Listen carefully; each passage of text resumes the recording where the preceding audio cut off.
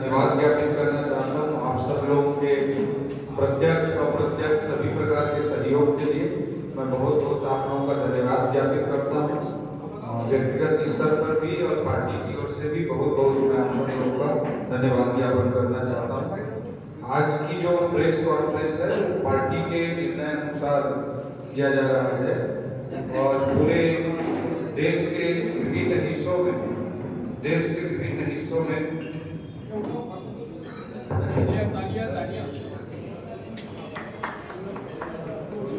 बहुत धन्यवाद। तो आज के जो प्रेस कॉन्फ्रेंस है वो देश के विभिन्न हिस्सों में हमारी पार्टी कर रही है और झारखंड के कांग्रेस के राज्यसभा सांसद धीरज साहू से जुड़े जो व्यापारिक समूह के ठिकानों पर झारखंड, उड़ीसा और पश्चिम बंगाल में 6 दिसंबर को से जो आयकर विभाग की छापेमारी हुई है उसमें 200 करोड़ रुपए से अधिक का केस बरामद हुआ है।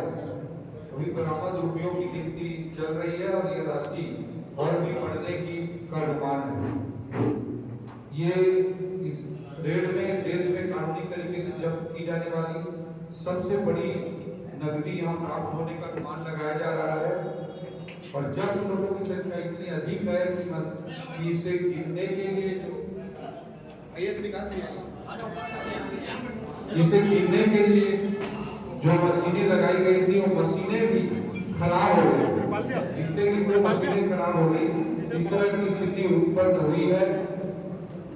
बेसिकली हम यही कहना चाह रहे हैं कि आज देश की राजनीति में एक तरफ नरेंद्र मोदी जी जैसा ईमानदार नेतृत्व देश के लिए है, जो जनता से जो लोग पैसा लूट रहे हैं उसकी पाई लौटानी पड़ेगी। इस बात की मोदी की गारंटी है। जनता से लोगों के पैसे का हिसाब हर रोज लिया जाएगा, ये मोदी की गारंटी है। कांग्रेस ने अपने नेताओं को करप्शन का एटीएम बना रखा है, यह घटना इस बात का प्रमाण है। अगर एक कांग्रेसी सांसद के पास इस तरह से 200 करोड़ रुपए की नकदी पकड़ी गई है तो इसका जवाब निश्चित रूप से कांग्रेस के नेतृत्व सोनिया गांधी, राहुल गांधी, प्रियंका वाड्रा, रॉबर्ट वाड्रा, मल्लिकार्जुन खड़गे जैसे कांग्रेस के नेतृत्व को इसका जवाब देना चाहिए। छत्तीसगढ़ में पूर्व मुख्यमंत्री भूपेश बघेल जी को भी इसका जवाब निश्चित रूप से देना चाहिए। कांग्रेस और राहुल गांधी मोहब्बत की दुकान की बात करते थे, उस मोहब्बत की दुकान से नोटों का पहाड़ निकला है और जब मोहब्बत की दुकान की एक फ्रेंचाइजी के गले में 200 करोड़ रुपए निकल रहा है तो राहुल गांधी के दुकान की कल्पना ही की जा सकती है। इंडिया अलायंस, घमंडिया अलायंस इस तरह के करतूत कर रहा है और देश को इस तरह से लूटने की इनकी योजना है। इसीलिए सांप और नेवले जैसे कभी एक हो गए हो उस तरह से सभी पार्टियां एक होकर के देश में नरेंद्र मोदी जी के खिलाफ काम कर रही है, भारतीय जनता पार्टी के खिलाफ काम कर रही है। कांग्रेस से जो धीरज साहू है वो 2 बार लोकसभा का चुनाव लड़ चुके हैं और दोनों बार उनको वहां पराजय मिली थी और तीसरी बार उनको राज्यसभा का सांसद भी बनाया गया। कांग्रेस से उनका इस तरह का गहरा रिश्ता है। आप फोटोग्राफ देखे होंगे, ये आप फोटोग्राफ देख सकते हैं। ये छापे की तस्वीरें हैं जिसमें 200 करोड़ रुपए की बरामदगी हुई है।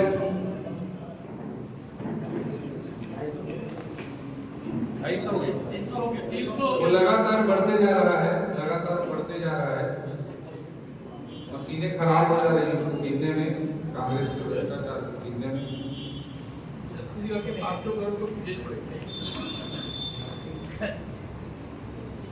इंडिया अलायंस से जुड़े हुए अन्य मामलों में उदाहरण के तौर पर मैं रखना चाहूंगा, बेंगलोर में कांग्रेस नेता के रिश्तेदार के घर से 42 करोड़ रुपए कैश मिले थे।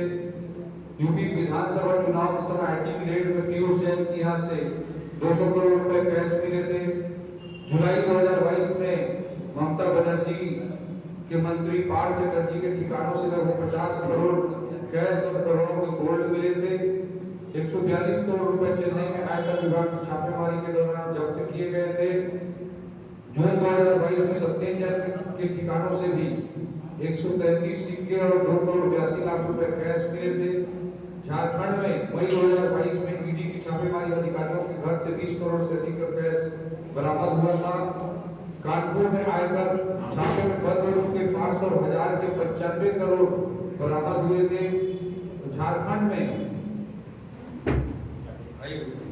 इंडी गठबंधन के सरकार में मनरेगा में 550 करोड़, कोयला आवंटन घोटाला, अवैध खनन में 1500 करोड़, ग्रामीण विकास निधि में 1500 करोड़, भूमि घोटाला में 3000 करोड़, शराब में 1500 करोड़ के घोटाला से कई घोटालों के मुद्दों को हम लोग लगातार आप लोग के बीच में, जनता जनार्दन के बीच में सामने लाते रहेंगे। जो रेड हुई थी, इसमें आयकर विभाग की 40 सदस्यीय टीम ने बुधवार को सुबह 6:30 बजे से धीरज सरोवर के व्यापारिक समूह के 10 ठिकानों पर उड़ीसा के बौद्ध, बलांगीर, रायगढ़ और संबलपुर के अलावा झारखंड के रांची, लोहरदगा और कोलकाता में एक साथ छापेमारी शुरू की थी। कार्रवाई अभी भी जारी है। धीरज सरोवर की शराब बनाने वाली कंपनी बलदेव साहू के ग्रुप ऑफ कंपनी पर आयकर विभाग की छापेमारी की गई है। साहू ग्रुप में सांसद के परिजन शामिल हैं। बलदेव साहू के ग्रुप ऑफ कंपनी में सीधे तौर पर धीरज साहू के अलावा उनके परिवार के राजकिशोर साहू, स्वराज साहू परिवार के अन्य सदस्य भी शामिल हैं। धीरज साहू तीसरी बार राज्यसभा सांसद बने हैं। धीरज साहू के रिश्तेदारों के नाम पर उड़ीसा में शराब का बड़ा कारोबार है। बलदेव साहू के ग्रुप ऑफ कंपनी मूल रूप से लोहरदगा की है। इस कंपनी ने 40 साल पहले उड़ीसा में देसी शराब बनानी शुरू की थी। कंपनी की बौद्ध डिस्टिलरी प्राइवेट लिमिटेड की साझेदारी फर्म है। इसी कंपनी के Baldev Sahu infra private limited, YS bricks quality partners private limited और Kishore Prasad Vijay Prasad beverage private limited जैसे और ग्रुप भी सम्मिलित हैं।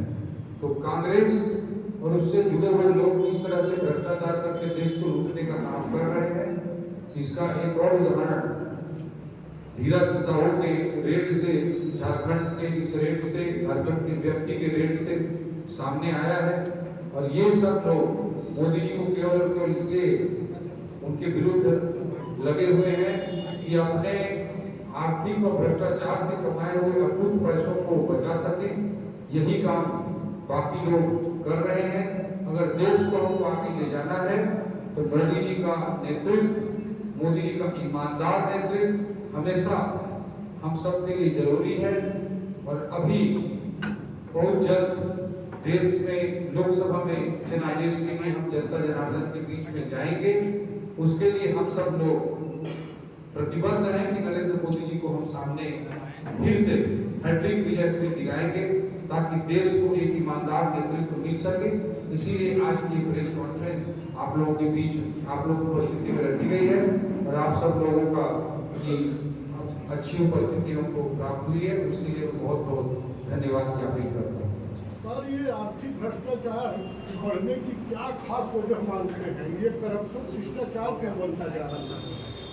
ये कांग्रेस के राज में पहले भी करप्शन भ्रष्टाचार होते रहते थे, लेकिन उसको कई चीजें वो सामने ही नहीं आने देना चाहता। किसी भी चीज में कांग्रेस देश में ट्रांसपेरेंसी, पारदर्शिता लाने से हमेशा रोकती रही है।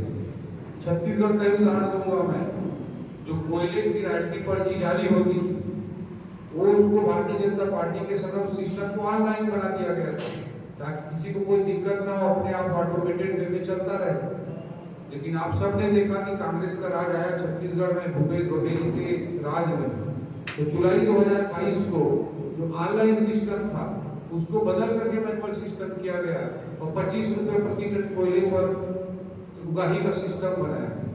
तो ट्रांसपेरेंसी से, टेक्नोलॉजी से कांग्रेस हमेशा सिस्टम को दूर करती आई है। और पहले जो कुछ होता रहा था देश में 50 सालों तक, विपक्ष उस तरह से एक्सेस नहीं था विपक्ष का, तो उस समय टेक्नोलॉजी नहीं थे, उसके कारण से उस तरह से सामने भी नहीं आ पाते थे। कांग्रेस लगातार इस तरह की चीजों को करती रही है, आज सामने है। तो भाजपा को भी कहां इस मामले में दूध तक बुला ठहराया जा सकता है? बंगारू लक्ष्मण से लेकर दिलीप सिंह जुदेव तक और उसके अलावा संसद में नोट बिखेरने तक भाजपा की भी तो हम भूमिका रही। आप आदरणीय मिश्रा जी, मैं आपको कहना चाहूंगा कि पिछले आजादी के बाद के इतिहास में पूरी तरह से आप देख लीजिए, इसलिए क्या क्या है वो आपको भी मालूम है। और विशेष करके अभी वर्तमान कॉन्टेक्स्ट में मैं कहना चाहूंगा कि आप सब ने देखा कि 2004 से 2014 तक यूपीए की गठबंधन की कांग्रेस के नेतृत्व की सरकार चलती थी और उस समय हर 1-2 महीने पर एक नया हेडलाइन आप लोगों के अखबारों में छपता था। 2G घोटाला, 3G घोटाला, कॉमनवेल्थ, कोलगेट, क्या नहीं हुआ। और वही लगभग 10 साल का समय भारतीय जनता पार्टी का पूरा होने जा रहा है। 2014 से अब हम 2023 के आखिरी दौर में खड़े हैं। तो 10 साल का 9.5 साल का कार्यकाल मोदी जी के नेतृत्व में भारतीय जनता पार्टी भी पूर्ण कर चुकी है। ईडी का रेड, सेंट्रल एजेंसीज का रेड कांग्रेस के समय में भी पड़ता था। उस समय तो हमारी सरकार नहीं थी और सब चीज सामने आता था और इनके सिटिंग मिनिस्टर उस समय जेल गए। करनी मोदी का केस, राजा का केस, सारे केस हुए। आज 10 साल का समय मोदी जी के नेतृत्व में पूर्ण होने जा रहा है और विपक्ष एक भी करप्शन का चार्ज भारतीय जनता पार्टी पर, नरेंद्र मोदी जी की सरकार पर, नरेंद्र मोदी जी के सरकार के मंत्रियों पर नहीं लगा पाया। तो निश्चित रूप से इसमें आपको मोदी जी के नेतृत्व को, भारतीय जनता पार्टी के नेतृत्व को अधिक महत्व और तरजीह देनी है। बीजेपी मेजॉरिटी पे आ गई है जी। आप लोगों ने पूरे चुनाव के दौरान इस विषय पर रहे तो ठीक है, बाकी नहीं, मैं सीएम की बात नहीं कर रहा हूँ जी। आप लोगों ने चुनाव के दौरान बड़े बड़े घोटाले गिनाए, मेजॉरिटी बीजेपी की आ गई। क्या जनता उम्मीद रखेगी कि उन घोटालों पर कार्रवाई होगी, जांच होगी, जो दोषी हैं उनके खिलाफ? निश्चित रूप से बहुत सारे घोटाले तो अभी भी कई एजेंसियों के माध्यम से सामने आ रहे हैं और जो घोटालों को अभी तक इन्होंने छिपा के रखा है उस पर भी निश्चित रूप से भारतीय जनता पार्टी की जो सरकार बनेगी उस पर काम करेगी। जैसे पीएससी का घोटाला है, उस पर आदरणीय नरेंद्र मोदी जी ने स्वयं बिलासपुर के खुले मंच से कहा है कि जो दोषी हैं उनको सजा मिलेगी। कोई भी घोटाला उन्होंने जो किया है, कोई घोटाला करने वाला नहीं बचेगा, ये मोदी जी की गारंटी है। सर, आपने अभी ईडी का एक सूची आपने बताया है जिसमें तमाम नामों में पोखराज जैन का नाम भी है जो 2022 में यूपी में हुआ था 150 करोड़ रुपए उनके यहाँ से सीधी हुई है। गुजरात सूरत से 2016 में महेश शाह के यहाँ भी सीधी हुआ था और भारी मात्रा में वहाँ नगद रकम पकड़े गए थे जब नोटबंदी हुई थी उस समय। उनके नाम कैसे सब लिस्ट में छूट गए और उनके ऊपर क्या कार्रवाइयाँ हुई है अभी तक पता नहीं चल रहा। निश्चित रूप से सभी पर कार्रवाई हो रही है और कोई भी भ्रष्टाचारी नहीं बचेगा, ये भारतीय जनता पार्टी के और मोदी की गारंटी है। ये निश्चित रूप से आप पूरे देश में देख रहे हैं कि किस तरह से हर माध्यम से भ्रष्टाचार को समाप्त करने का पूरा प्रयास किया है। सर, पनामा घोटाला भी एक भारतीय जनता पार्टी का जब शासन था 15 साल उसमें खुल के सामने आया था, जिसमें कहीं ना कहीं पूर्व मुख्यमंत्री के सुपुत्र का नाम भी सामने आता है। तो इसमें आपको क्या लगता है, क्या पनामा घोटाले में भी भारतीय जनता पार्टी कार्रवाई करेगी? देखिए, तमाम तरह के आरोप कांग्रेस के लोग लगाते रहे हैं। 5 साल तक इनकी सरकार भी थी यहाँ पर और इन्होंने दुनिया भर की बातें की, हम ये बनाना नहीं किया, जिताना नहीं किया, दुनिया भर के आरोप प्रत्यारोप कांग्रेस के लोग लगाते रहे। 5 साल की सरकार में अगर हम भारतीय जनता पार्टी के लोगों ने गलत किया था तो उन पर कार्रवाई क्यों नहीं की गई, इसका जवाब तो कांग्रेस को देना चाहिए। झूठे अलग आरोप लगाते हैं। सर, कांग्रेसी नेता मंत्री की बात करिए, भ्रष्टाचार की बात करिए, छत्तीसगढ़ की बात करें, हम तो बहुत से IAS ऑफिसर हैं जो अभी भी जेल के हवा खा रहे हैं। आप भी दौर से गुजरे हैं, आपको क्या लगता है कि सरकारें क्या मजबूर करती हैं प्रशासनिक अधिकारियों को भ्रष्टाचार करने के लिए, या क्या वो अपने तरीके से इस चीज को अंजाम देते हैं? नहीं, निश्चित रूप से दोनों विषय हो सकते हैं कि कहीं पर कोई पॉलिटिकल अथॉरिटी का दबाव हो, यह भी केस हो सकता है। अगर गलत लोग पॉलिटिकल अथॉरिटी के रूप में बैठे हो तो, और कई बार पॉलिटिशियन सही हो तब भी नीचे प्रशासन के लोग अगर कुछ गलत है तो वो भी भ्रष्टाचार में इंडल्ज हो सकते हैं, भ्रष्टाचार के कार्य कर सकते हैं। पर पिछले 5 साल के अनुभव को मैं जो भी हम लोग इतना देख पाए आप पाए, उसके आधार पर मैं इतना जरूर कह सकता हूँ कि कांग्रेस पिछले 5 सालों में जो भ्रष्टाचार हुआ वो कांग्रेस जनित भ्रष्टाचार था। उन्होंने सभी पोस्टिंग ट्रांसफर को पैसे पर आधारित किया। उन्होंने ट्रांसफर का इंडस्ट्री चलाया, तबादला उद्योग चलाया और ट्रांसफर इंडस्ट्री चलाए। उसी कारण से और मतलब कई अधिकारियों ने मेरे को कहा कि मंथली रिचार्ज कराना पड़ता है, बीबी टॉप अप कराना पड़ता है। इस तरह के आप सब भी जानते हैं, मेरे से ज्यादा आप लोग भी जानते हैं। इस तरह की स्थिति नीचे से लेकर ऊपर तक के प्रशासनिक तंत्र पर रहा और इसलिए पूरे प्रशासनिक तंत्र को पंगु बनाने का, भ्रष्ट बनाने का कोई जिम्मेदार तो कांग्रेस के लोग हैं। और कांग्रेस के खराब नीतियों के कारण ही आज छत्तीसगढ़ में हालात सर देखा जाए तो राजनीतिक भ्रष्टाचारियों को बहुत मामूली जुर्माने लगा करके जो है उनको बरी कर दिया जाता है। कोई भी ठोस कार्रवाई नहीं होती, इसलिए उनके अंदर से डर भय खत्म हो गया है। छत्तीसगढ़ में भी पनामा लीक और वो पीडीएफ घोटाले की बात करें तो उसकी भी जांच जो है लास्ट में बेनतीजा रही है। आपके आने के बाद अब क्या स्थिति बनेगी? मैं तो जहाँ हूँ सबूत कह रही हूँ, वो विषय नहीं है। भारतीय जनता पार्टी करप्शन के प्रति नो टॉलरेंस की पॉलिसी पर चलती है।